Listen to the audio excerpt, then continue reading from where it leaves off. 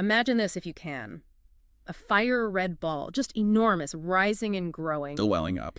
Yeah, getting impossibly larger, and then it just starts ascending, almost like it has its own will. And behind it, the description says, like this giant funnel, the Earth itself seemed to be getting sucked in, pulled upwards. It's incredible imagery. The sight was fantastic, unreal, like seeing another planet, an unearthly spectacle. And you know, that's not some sci-fi writer going wild. That's not a prophecy. Yeah. That's a direct quote, an eyewitness account from October 30th, 1961, describing the detonation of the Tsar Bomba. AN-602 was the internal name. Less dramatic. Right, AN-602. It was, and it still is, the biggest, most powerful nuclear weapon ever designed, built, and actually tested by anyone. Yeah. Detonated by the Soviet Union. And today you're joining us for a deep dive into the real story behind this absolute behemoth, because it's not just history, is it? No, not at all. It's a saga, really. You've got this mind-boggling ambition, technology pushed way beyond the limits, terrifyingly so. And this whole tangled mess of what they said publicly versus what was really going on in secret. Exactly. So our mission today is to kind of pull back that curtain. We want to unpack why they built this thing, the insane risks they took just to test it. Risks for the crew, especially. Huge risks. And the effects, the world-shaking effects. But also, and this is where it gets really interesting, I think. Yeah. How similar ideas, similar ambitions were actually bubbling up in the U.S., the very country that was publicly blasting the Soviets for it. Right, denouncing it. So expect some twists, maybe some aha moments as we look at these blurred lines. Yeah, the lines between, deterrence, what's just propaganda, and maybe just the raw pursuit of power itself. And that paradox you mentioned right at the start is fascinating. Designed for 100 megatons. 100. Unbelievable. But tested at only 50, which still dwarfed everything else. Even at half power, yeah. So what does that tell you? Building something that huge, then deliberately dialing it back, but still testing it. It says a lot about the era, about the thinking. It makes you wonder what parts of the Cold War story we didn't get told, right? Absolutely. There's always more beneath the surface. Okay, let's dig into this for you. To really get why this monster was born, we need to go back. Late 1950s Cold War, tense times. Very tense. The strategic balance, it was way off. The U.S. nuclear arsenal was just vastly bigger than the Soviet Union's. And it wasn't just the number of bombs. No. It was the total yield, the sheer explosive power, and critically, how they could deliver them, especially hitting the U.S. homeland. America had bombers like the B-52, missiles ringing the USSR. Right. They could strike deep inside Soviet territory. The Soviets, honestly, they couldn't really threaten the continental U.S. back in the same way. Their bombers were mostly older. And the ICBMs weren't quite there yet. Still catching up, yeah. It was a major disadvantage. And that wasn't just numbers on a military ledger. It was pressure, right? Constant pressure on the Soviet leadership. Oh, huge pressure. A feeling of vulnerability on the world stage. So they desperately wanted what they called nuclear deterrence. Basically, enough power to make the U.S. think twice about a first strike. Make it unthinkable. Unthinkable, exactly. But it wasn't purely military strategy, let's be clear on that. Right. It was just as much, maybe even more, about needing to impress people, both at home and internationally. Show off Soviet strength. Projecting parity, even if the weapon itself was kind of impractical. Yeah, maybe even suicidal to actually use in a war. It was a spectacular show, a psychological weapon more than a battlefield one. Shouting across the Iron Curtain, look what we can do. Pretty much. We could build monsters too. And this idea, this bigger bangs ambition, it didn't just pop up in '61. No, it goes back further. The very first version, codenamed Product 202, development started way back in 1956. At NII 1011, that was their secret weapons lab. Sort of their Los Alamos, yeah. Or Zama 16, the closed city. Initially, for Product 202, the goal was already huge, 20 to 30 megatons capacity, with the design stretching up to 50 megatons. Yeah. Even then, mid-50s, they were aiming for something utterly monstrous. Far beyond anything tested before then. Oh, yeah. And the physical size. It was immense, not just a regular bomb. How big are we talking? Diameter was 2.1 meters. That's nearly 7 feet across. Length, 8 meters. Over 26 feet long. Like a small bus. Pretty much. And it weighed 26 tons. Just imagine trying to build that thing with nuclear weapon precision. The manufacturing challenges must have been insane. Totally. Like the biggest part of the casing, the front bit, too big to cast in one go. They had to use this complex parquet method. Meaning? Welding together 1,520 smaller, perfectly engineered pieces, meticulously. and casting the internal fears for the implosion. That needed entirely new techniques, pushing their industry to the absolute limit. A secret engineering feat for this. Unimaginable weapon. Exactly. But even though they worked fast, Sakharov himself signed off on the warhead design, didn't he? Andrei Sakharov, yeah. What? The physicist who later became a famous dissident. He was involved early on. But Product 202 got put on hold, eventually dismantled. It did. The official story was, well, they weren't sure about the effects. A blast that big. How would the shockwave travel? How would it interact with the ground? Unprecedented scale. Plus the weather, right? Predicting the fallout. Crucially, yeah. They couldn't reliably predict meteorological conditions. Where would the blast go? Where would the fallout land? They were terrified it could drift over populated parts of the USSR. So it was almost like too powerful, too unpredictable even for them. In a way, yes. Mm-hmm. But that early failure, that just paved the way for something much bigger, much bolder. Okay, fast forward. Summer of '61, the test ban moratorium That voluntary pause in testing since '58. is about to collapse. And for Khrushchev, the Soviet premier, this is a critical time. Absolutely. The politics were super tense. Berlin crisis is heating up, coming to a head. Dangerous situation. Very. And Khrushchev felt he had to look tough to the world, and specifically to the new U.S. President, Kennedy. Who Khrushchev maybe thought was inexperienced, weak. Reportedly, yeah. So he needed something big. A grand gesture to assert Soviet power, leave no doubt. Which brings us to that meeting, right? July 10th, 1961. The pivotal moment. Khrushchev calls his top nuclear scientists from Arzama 16 to the Kremlin. You can just imagine the tension. And Sakharov argues against more testing. He did. Yeah. Passionately. Said it was unnecessary, environmentally bad. But Khrushchev? Well, he wasn't having it. Known for his temper. Exactly. He apparently got furious, snapped back at Sakharov. Something like, don't tell us what to do, we understand politics. Wow.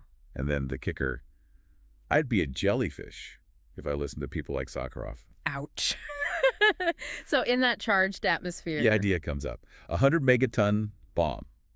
Even bigger. Sure. Reportedly proposed by Yuri Trutnev, another top scientist there. And Khrushchev jumps on it. Seizes it immediately, supposedly announces right then and there, let the 100 megaton bomb hang over the capitalists like a sword of Damocles. Not military strategy then. Psychological warfare. Pure psychological warfare. And what's really wild is this wasn't just making the old design bigger. No, not at all. This is key.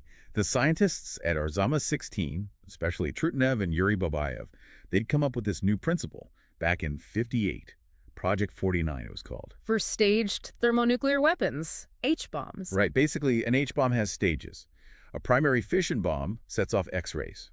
Which then compress and ignite the secondary fusion fuel. Exactly. Their new principle was all about making that energy transfer from primary to secondary way more efficient. So they could get more bang for their buck, essentially. Precisely. More yield from the same amount of material. And this leap meant they could actually reuse the giant casing from the canceled Product 202. The bus-sized casing. But build a bomb potentially twice as powerful inside it. Same size, same weight, double the punch. That's incredible. A secret breakthrough driving this. Hidden advancements happening all the time, far from the public eye. And the speed they did it in. Just 4 months. 4 months. Think about that. A whole new design, building it, planning the test, Yeah. from concept to ready to go in 120 days. That's frantic. Suggests an all-out national effort. Absolutely. Only a state with total control could pull that off. And the design itself, this bipolar scheme, What was that? it used 2 primary triggers, the initial fission bombs, imploding the main fusion core from opposite sides simultaneously. Simultaneously, how precise did that have to be? Insanely precise, within 0.1 microseconds. 1/10,000,000th of a second for 2 separate explosions to sync up perfectly. Whoa. Were the Americans doing anything like that? Not that was publicly known at the time. It hints at a unique Soviet approach to getting the most out of their nukes. But even in this race for the ultimate weapon, there was this moral dimension, right? Yeah. Especially for Sakharov. Definitely. Sakharov, as project manager, he was deeply troubled. He'd done the math on global fallout deaths. Even from so-called clean bombs. Yeah. He estimated that radioactive carbon-14 released could cause something like 6,600 premature deaths globally per megaton. Spread out over 8,000 years, but still. So 100 megaton test, the original plan. Could have meant 660,000 deaths. Right. A staggering number he had to personally confront. Which leads to his big decision, the modification. His crucial, almost hidden move, an act of conscience, really. He decided to replace a key component, the uranium-238 tamper.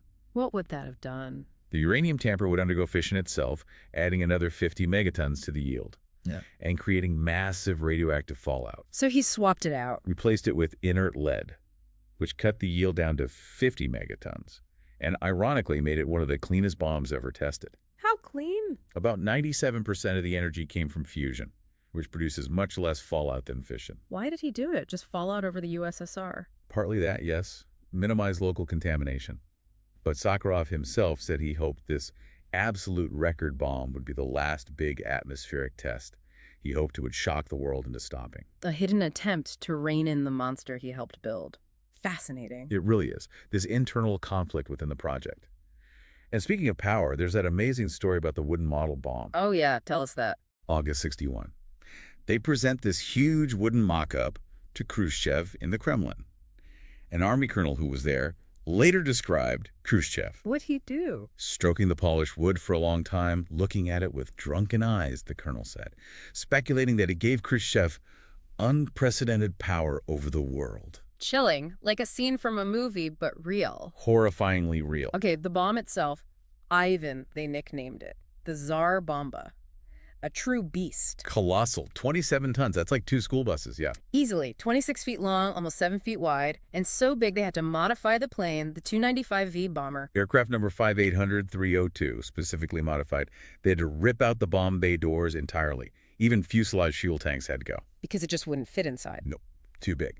So they slung it underneath the plane, exposed, hanging there. Which immediately tells you this isn't a practical weapon for war. Exactly. It's a one-off. Yeah. A statement piece. For show, for intimidation, not something you'd mass produce. And the crew flying it, Major Dernovtsev and his team, the risk was astronomical. They were given a 50% chance of survival. 50%. Think about that, flying into that, knowing it's basically a coin toss if you come back. Incredible bravery. Or maybe something else. To even slightly improve those odds, they had this unique parachute system for the bomb. A huge parachute. Massive. 800 kilograms, 1,800 pounds, multiple stages.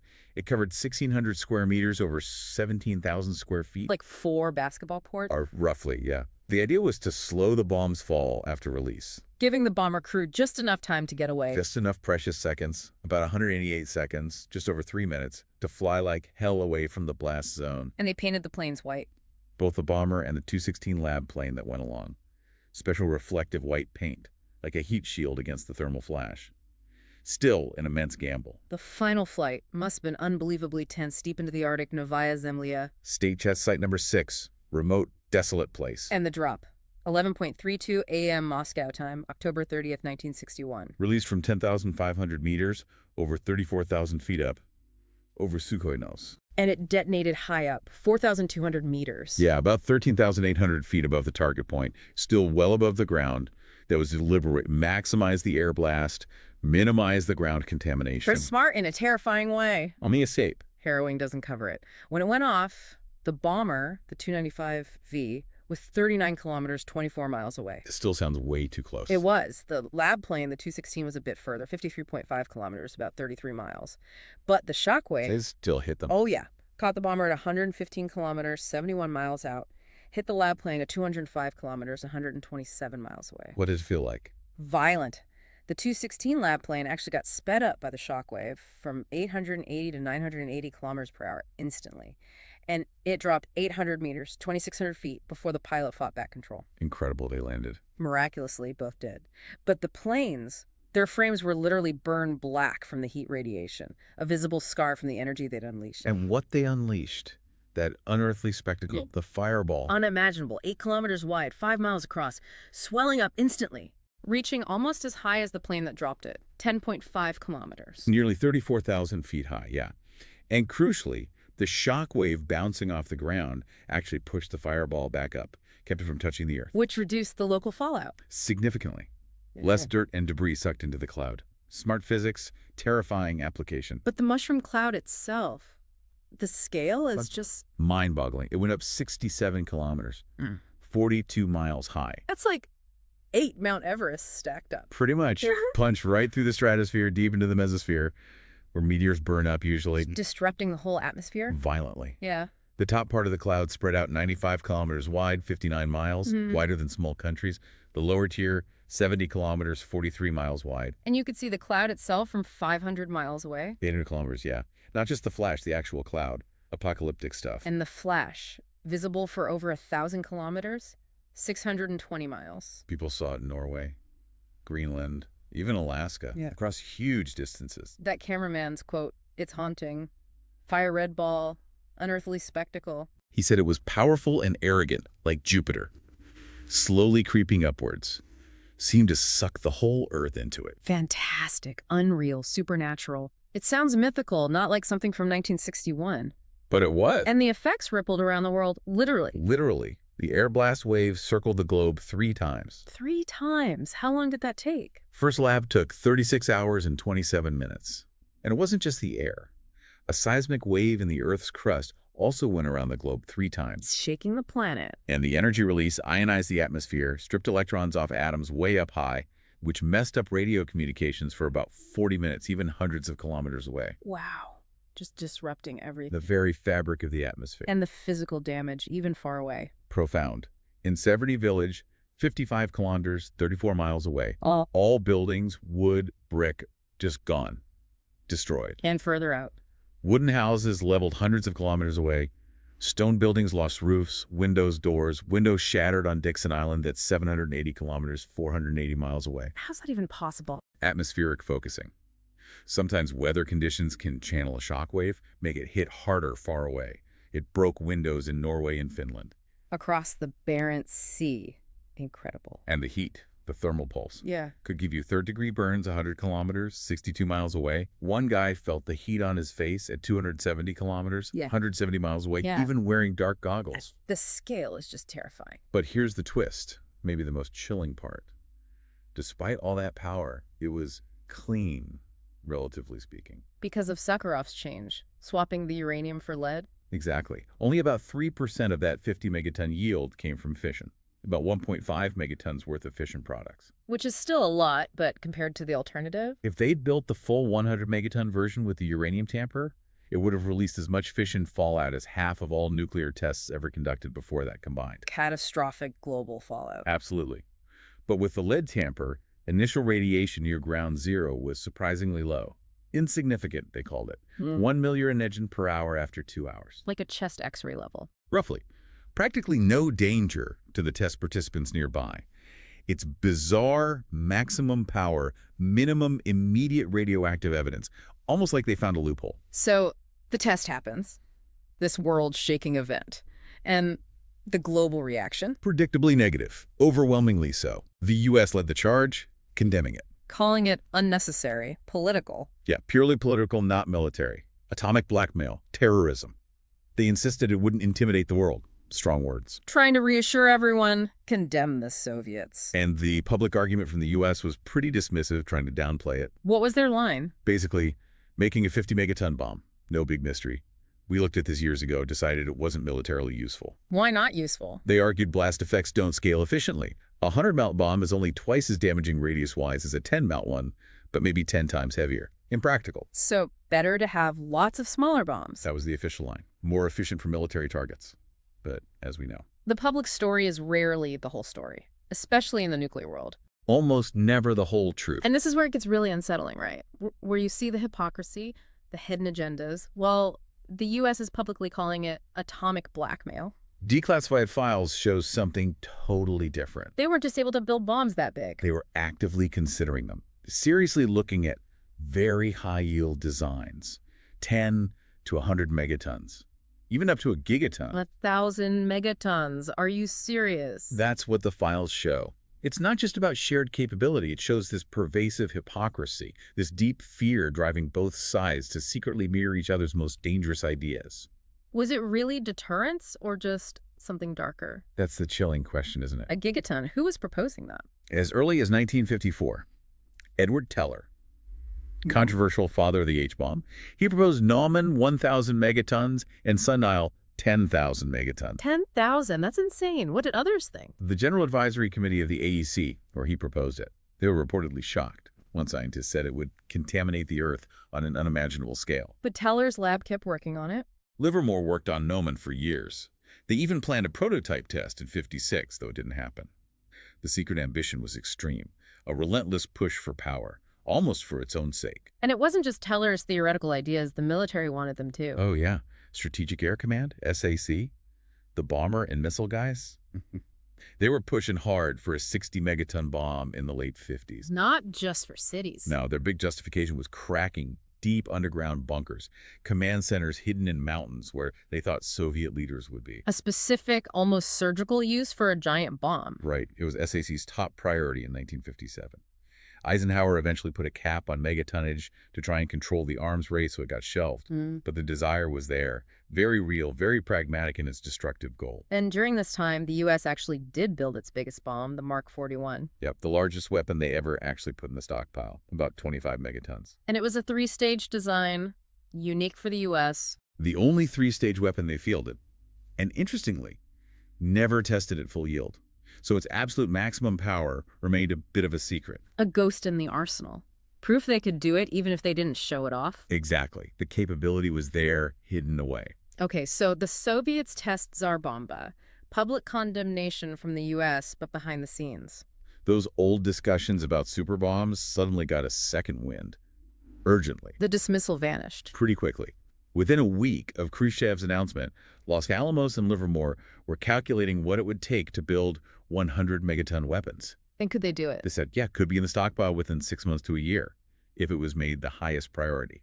Shows the resources they could mobilize if they really wanted to. And the internal thinking shifted back towards bigger bombs. Definitely. Internal documents show scientists had reawakened interest in high-yield testing. They were suggesting, explicitly, high-yield weapons, 50 megatons to 1,000 megatons, should be reconsidered for possible military use. Even the gigaton range again. Yeah. And there's this dry quote from a Sandia Labs scientist in early '62.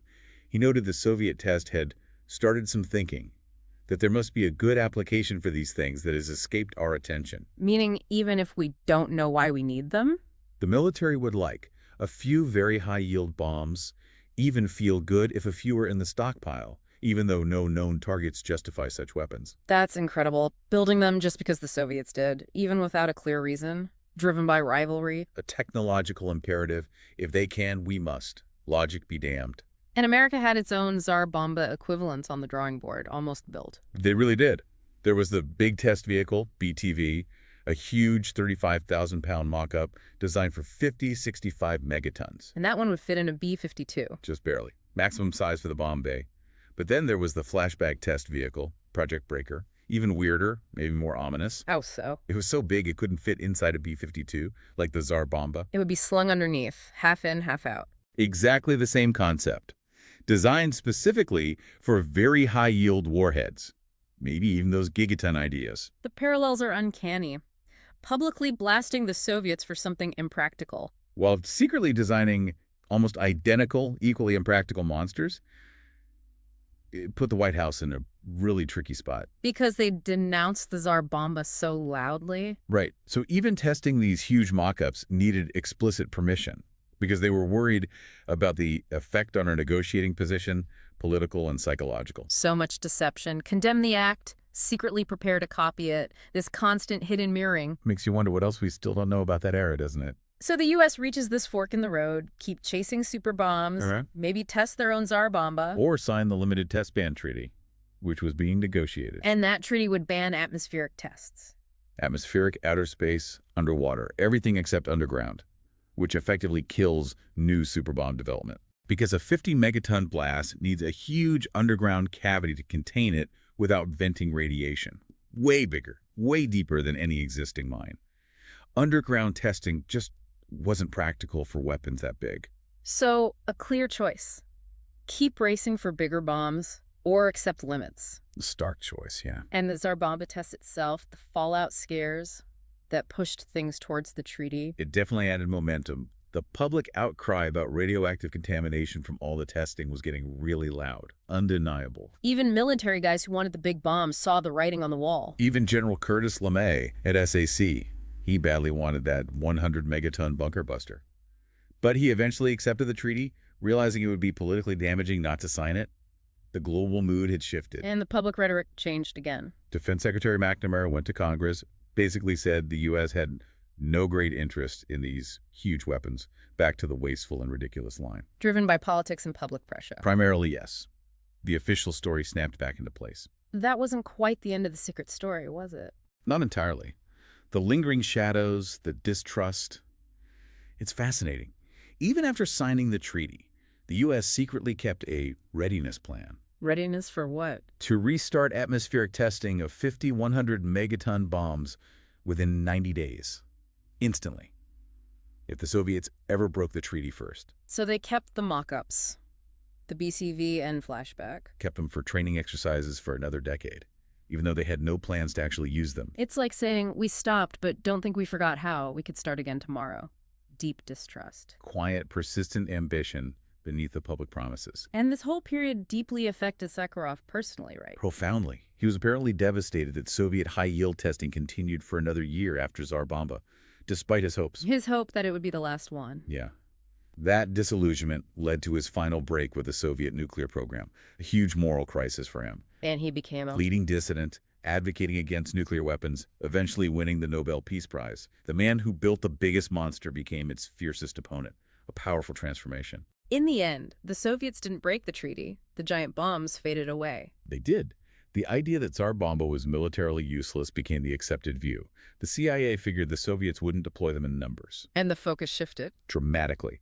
Two smaller, more numerous warheads, put lots of them on one missile, independently targeted MIRVs. Or on submarines. Right. Stealthy, survivable, that became the core strategy. Lots of smaller, more accurate warheads, not single giant city busters. But even though the individual super bombs went away, that chilling fact remains. The gigaton arsenal. Yeah. At the peak 1960, the U.S. stockpile alone was 20,000 megatons, spread across tens of thousands of weapons. 20 gigatons, enough to wreck the planet many times over. And even today, with smaller warheads, the U.S. arsenal is still around 2,000 megatons. Still planetary devastation level. More than enough. So the single monster died, but the spirit of mass destruction just changed form. Dispersed, multiplied. So the legacy of Tsar Bomba, it's complicated, ambiguous. Totally. Did its sheer horror push the world towards the test ban treaty? Force people to confront the madness? Or did it just prolong the agony? A stumbling block, making both sides dream even bigger before finally stepping back. Hard to know for sure which way it cut more. And its ghost still lingers. You mentioned Poseidon. Yeah, that new Russian nuclear drone torpedo. There's speculation, unconfirmed of course, that it might carry a very high-yield warhead. Like Sakharov's later ideas for coast-destroying weapons. Eerily similar concept. Detonated at sea level, maybe causing a radioactive tsunami, contaminating huge areas. It's a reminder that the impulse for that ultimate, uncontrollable weapon, it never really goes away. Technologies change, rhetoric shifts, but the lure is still there. Sadly, it seems so. The Tsar Bomba really stands as this potent parable, doesn't it? A chilling lesson. About nationalism, fear, technology, how they can combine in ways that are just dangerous, wasteful, and ultimately pointless. All that money, all that brain power, for what? They didn't bring safety. Diverted resources that could have done so much good. So we've traced this mind-bending story. One monster bomb, the secret ambitions mirroring each other, all driven by fear, politics, tech limits. From pure intimidation to hidden races. And it makes you think, right? Maybe it was because the giant bombs were so obviously absurd, so hard to use, that they highlighted the ridiculousness of the whole arms race. In a way that making thousands of smaller multi-megaton bombs somehow didn't, even though those could also end civilization. Yeah. What does that say about us? About our capacity for incredible invention and incredible self-deception? And the big question now, in this new era of arms competition, new scary technologies, Yeah. have we actually learned the lessons of Tsar Bomba? Or are we just waiting for the next unearthly spectacle to maybe finally force us to confront the cycle of pursuing ultimate destruction? Something to really think about.